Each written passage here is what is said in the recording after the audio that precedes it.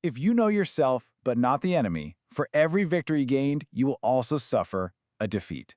We've all heard snippets of ancient wisdom like this, right? But honestly, this isn't just some motivational poster quote. It is the absolute bedrock of strategy.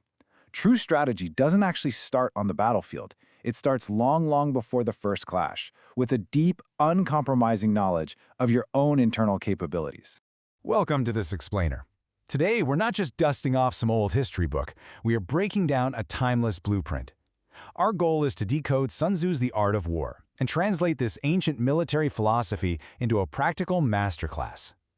We're basically handing you the strategic playbook you need to master absolutely any modern competitive environment, whether you're closing a business deal, playing a sport, or just navigating life's everyday hurdles. Okay, let's dive right into this. We're going to map out this playbook across 5 quick phases. First, winning before the battle. Second, generating unstoppable energy. Third, the art of illusion. Then, exploiting the enemy's weakness. And finally, becoming formless like water. Let's get to it. Phase 1. Winning before the battle. This is all about securing your own defense first. Sun Tzu hits us right away with a pretty counterintuitive idea. The absolute greatest victories aren't these glorious, aggressive, gun-blazing attacks. They are actually won by simply making no mistakes. He notes that the general skilled in defense hides in the most secret recesses of the earth, while the one skilled in attack flashes forth from the topmost heights of heaven. It's very poetic, but it's deeply practical. Standing on the defensive implies you currently have insufficient strength, so you hide, you dig in, and you protect yourself. Attacking implies a superabundance of strength. You only unleash that heavenly attack when you absolutely know you have the overwhelming upper hand. So, how exactly do you know you have that upper hand? Well, Sun Tzu lays out this brilliant, almost mathematical sequence. It all kicks off with the earth itself, the literal terrain, which dictates measurement. Measurement then naturally allows for the estimation of quantity. How much space and how many resources do you actually have? That estimation leads directly to calculation, where you weigh your forces against the enemy's. Then comes the balancing of chances, which is looking at the hard odds. And what is the inevitable final step of that chain? Victory. It's a flawless formula that turns raw geography into guaranteed success. Once that foundation is rock solid, we move to Phase 2, generating unstoppable energy. This is where we bring in direct and indirect maneuvers. Now we transition to the actual clash, and here's a wild thought from Sun Tzu. Controlling a massive force is the exact same principle as controlling just a handful of people. It's literally just a matter of dividing their numbers. To really grasp these maneuvers, we have to look at the number 5. You see, Sun Tzu relies heavily on the incredible power of limited, basic elements combining into infinite possibilities, all anchored by this one specific number. Think about music for a second. There are only 5 basic notes in the ancient pentatonic scale, right? But mix them up and you have endless melodies. There are only 5 primary colors, but they produce endless hues. 5 cardinal tastes yield endless flavors. Well, Sun Tzu takes this exact rule and applies it directly to tactics. In battle, there are only 2 methods of attack, direct and indirect. But combining those 2 methods creates an inexhaustible, endless series of maneuvers flowing seamlessly like a continuous circle. No one can ever exhaust the possibilities. So what does kinetic energy actually look like on the battlefield? Sun Tzu likens it to the bending of a crossbow. Picture that for a second. It's this tightly wound, latent potential energy. Actually, it's a lot like winding a spring to its absolute limit. It's the tension of positioning your forces perfectly, setting up the board, and pulling the string back until maximum power is achieved. It's quiet, but it is terrifyingly powerful. And right alongside that built-up energy is decision. If energy is the drawn crossbow, decision is the releasing of the trigger. It is the prompt, split-second release of all that built-up potential. Sun Tzu even compares it to the well-timed swoop of a falcon, striking and destroying its victim at the absolute perfect moment. You wind the crossbow with your clever tactics, but you pull the trigger with your decisive action. Which brings us to Phase 3, the art of illusion. Time to talk psychological warfare.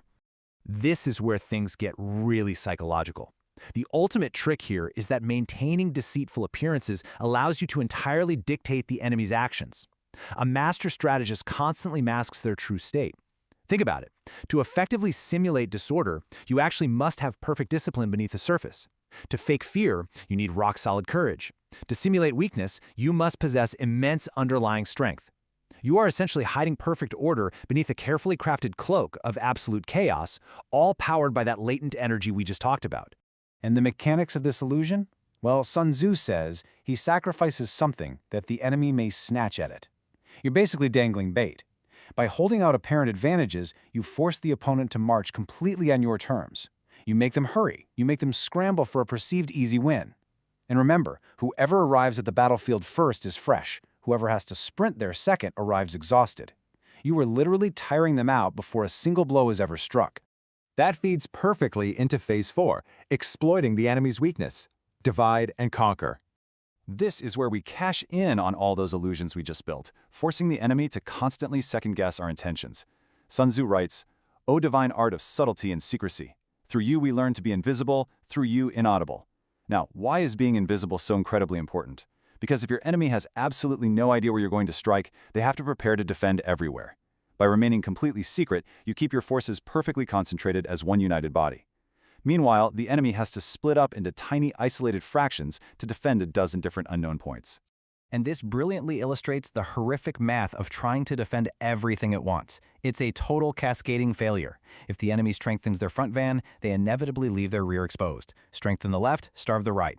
If they panic and try to send reinforcements absolutely everywhere, well, they will be weak absolutely everywhere. Their numerical weakness doesn't come from having fewer people. It comes from the terrible burden of preparing against possible attacks across the entire board. That makes them mathematically weak at the exact concentrated point you finally choose to hit. So, the ultimate goal of all this tactical dancing is wonderfully simple. The way is to avoid what is strong and to aggressively strike at what is weak. You want to ensure that you are a massive concentrated fist hitting an isolated, stretched out, exhausted target. When a united body hits a tiny fraction, no contest, the fight is over before it even begins. Which brings us to the climax of our explainer, Phase 5, becoming formless like water. Total adaptability. We are zooming out from specific tactics to Sun Tzu's overarching philosophy here. Just listen to this amazing metaphor from the text. Military tactics are like unto water, for water in its natural course runs away from high places and hastens downwards. Water organically avoids the high, strong rocks and just flows naturally into the low, weak valleys. Sun Tzu explicitly warns that a true master never ever repeats the exact same tactics that won them a previous victory. Instead, they regulate and adapt their methods based on an infinite, ever-changing variety of new circumstances. Think about it. Water shapes its path based entirely on the ground it's flowing over. It has zero ego. It just instantly adapts. Similarly, the brilliant strategist works out their victory in relation to the specific opponent they are facing in that exact present moment. Just as water retains no constant shape, competitive environments have no constant conditions. If you are rigid, you break. If you are fluid, you constantly modify your approach to secure the win. So that leaves us with the million-dollar question. How can you apply this concept of formlessness to your own modern battles? We've seen that true victory comes from knowing yourself, building up that crossbow-like tension, dangling bait, and striking where the opponent is stretched the thinnest. But the absolute most crucial takeaway from all of this is adaptability.